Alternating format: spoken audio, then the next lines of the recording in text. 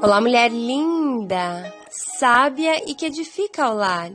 Eu sou Eliane Cristine e estamos lendo juntas o livro de Sheila Walsh, Respostas de Deus para os Dias Difíceis. Esta leitura foi autorizada. Para a aquisição do livro, entre em contato com a editora Thomas Nelson. Leitura 29, Graça. Pai, eu oro pela amiga que me ouve. Nenhuma vida é bem vivida se não for aos pés de Jesus. Que ela compreenda que é somente por tua graça e por meio do teu amor é que temos redenção e restauração em o nome de Jesus. Parece evidente que os outros 11 homens enxergavam em Pedro um líder. Sempre que ouvimos os discípulos, é a voz de Pedro a primeira a se pronunciar. Mesmo quando são os 3 homens que são os mais íntimos amigos de Cristo, Pedro sempre tem prevalência a Tiago e a João. No entanto, é mais do que isso. Pedro, obviamente, desfrutava de uma relação especial com Cristo. Em uma ocasião, no começo de sua amizade, Jesus pediu a Pedro que levasse seu barco às águas profundas e lançasse suas redes.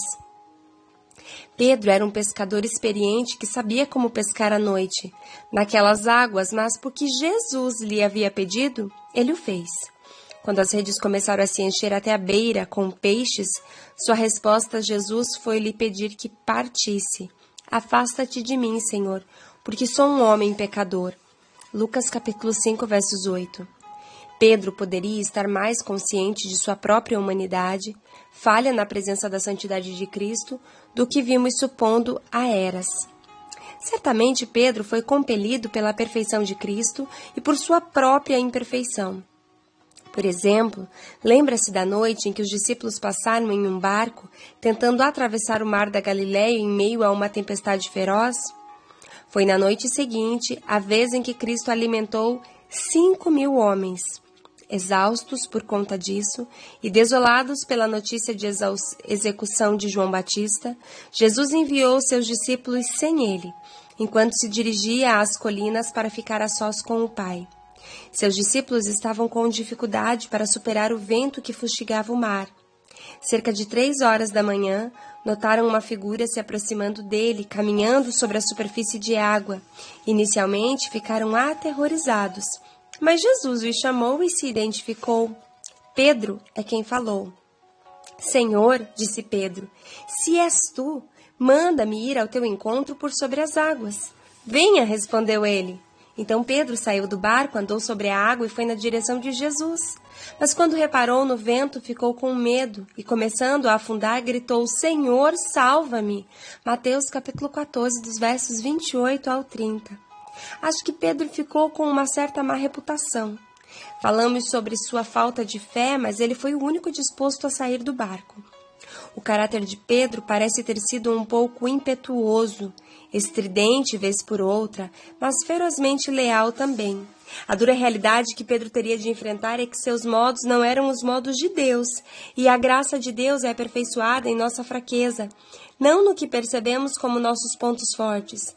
Esta é uma das maiores ironias de nossa fé, o momento em que percebemos que não temos nada a dar a Cristo e caímos ao chão. É o momento em que recebemos a dádiva que havíamos esperado tanto.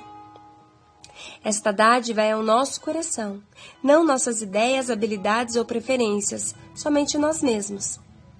No entanto, algumas vezes é preciso que o fracasso de tudo em que acreditamos nos leve a Cristo, para que nos traga a verdade.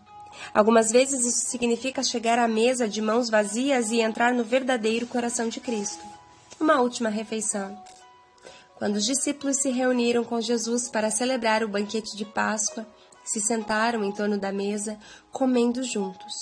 O Evangelho de Lucas nos diz que Jesus se dirigiu a Pedro. Simão, Simão, Satanás pediu você para peneirá-lo como trigo. Mas eu orei por você para que sua fé não desfaleça. E quando você se converter, fortaleça os seus irmãos. Mas ele respondeu, estou pronto para ir contigo para a prisão e para a morte. E respondeu-lhe Jesus, eu lhe digo, Pedro, que antes que o galo cante hoje 3 vezes, você negará que me conhece. Lucas capítulo 22, versos 31 ao 34. Que passagem estranha! Alguns mistérios de fé cujo significado seguem ocultos para nós. Por que Satanás seria permitido açoitar os seguidores de Cristo? O que há nesse processo de dor, fracasso, decepção e desilusão que nas mãos de Deus se torna pano de engraxar para os nossos corações empoeirados? Contei recentemente a uma amiga que estava escrevendo a respeito de Pedro e de como ele, por meio de sua filha, descobriu a beleza da graça. Ela me escreveu de volta: bem, eu odeio isso. Por que tem de ser sempre assim tão difícil? Sorri quando li sua resposta. Eu a compreendo, você não? No fim, Pedro certamente compreendeu também, e as palavras de Cristo, ditas nas últimas ceias, provavelmente voltaram à sua mente. Talvez com remorso no começo, mas então com um amor penetrante. É na última ceia que Jesus diz a Pedro: Satanás pediu vocês para peneirá-lo como trigo. Lucas capítulo 22, versos 31. É interessante notar que ele disse peneirá-los no plural. Cristo está dizendo a Pedro que Satanás o havia pedido para peneirar todos os discípulos, mas em seguida Jesus diz que havia orado para Pedro, você no singular. Que dádiva para Pedro que Jesus tivesse orado por ele. Não por acreditar que ele não falharia, mas sim sabendo que ele iria falhar e que ele, nosso Criador, estava orando para que, quando Pedro voltasse, e pudesse fortalecer os outros. Pedro jamais irá compreender a graça de ter sido mordido amargamente pelo fracasso. Mas esse mesmo fracasso será o caminho que o levará a encontrar sua força e abrigo em Cristo. Consegue ver a maravilha nisso? O Senhor está deixando claro para Pedro que sua falha não o desqualificará como o líder que Cristo sabe que ele será, e que ele, o próprio Senhor, está olhando para Pedro. Olhando para trás, é fácil ver isso como uma dádiva, mas não para Pedro, que estava no meio deste drama que estava para se desenrolar de modo brutal, fora de seu controle. Quando Jesus contou a Pedro que antes que o galo cantasse ele o negaria, Pedro estava convicto de que preferia ir para a prisão ou para a morte e abandonar Cristo. Acredito que Pedro tenha pensado nisso do fundo de seu coração, mas ele estava para descobrir que, apesar de seu espírito estar disposto, sua carne era fraca e que os modos de Deus não são os nossos modos. Uau! Glória a Deus! Os modos de Deus nunca são os mesmos que os nossos. A palavra de Deus vai declarar que eu é que sei que pensamentos tenho sobre vós, diz o Senhor. Pensamentos de paz e não de mal. E a palavra de Deus vai mais além, dizendo que os pensamentos do Senhor são mais altos, são maiores do que os nossos.